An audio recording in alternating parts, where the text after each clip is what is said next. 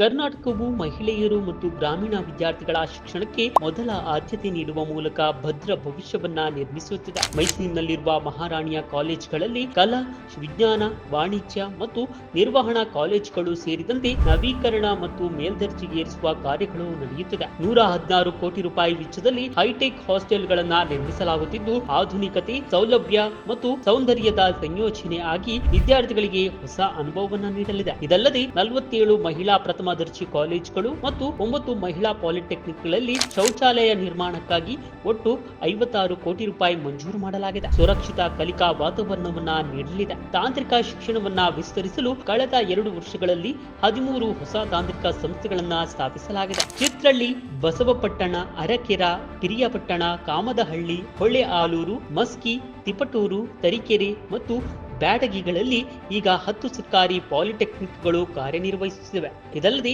ಅರಸೀಕೆರೆ ಮತ್ತು ಕೋಲಾರದಲ್ಲಿ ಹೊಸ ಪಾಲಿಟೆಕ್ನಿಕ್ಗಳು, ಅರಸೀಕೆರೆಯಲ್ಲಿ ಸರ್ಕಾರಿ ಇಂಜಿನಿಯರಿಂಗ್ ಕಾಲೇಜು ಸೇರಿದಂತೆ ಈ ಶೈಕ್ಷಣಿಕ ವರ್ಷದಿಂದಲೇ ವಿದ್ಯಾರ್ಥಿಗಳ ಪ್ರವೇಶಕ್ಕೆ ಸಿದ್ಧವಾಗಿದೆ. ಈ ಮೂಲಕ ಗುಣಮಟ್ಟದ ಉನ್ನತ ಮತ್ತು ತಾಂತ್ರಿಕ ಶಿಕ್ಷಣವನ್ನ ಗ್ರಾಮೀಣ ವಿದ್ಯಾರ್ಥಿಗಳ ಬಳಿ ತರಲು ಕಾಂಗ್ರೆಸ್ ಸರ್ಕಾರವು ದೊಡ್ಡ ಹೆಜ್ಜೆ ಇಟ್ಟಿದೆ. ಗುಣಮಟ್ಟದ ಶಿಕ್ಷಣ, ಉದ್ಯೋಗಾವಕಾಶ, ಇದು ಕಾಂಗ್ರೆಸ್ ಗ್ಯಾರಂಟಿ.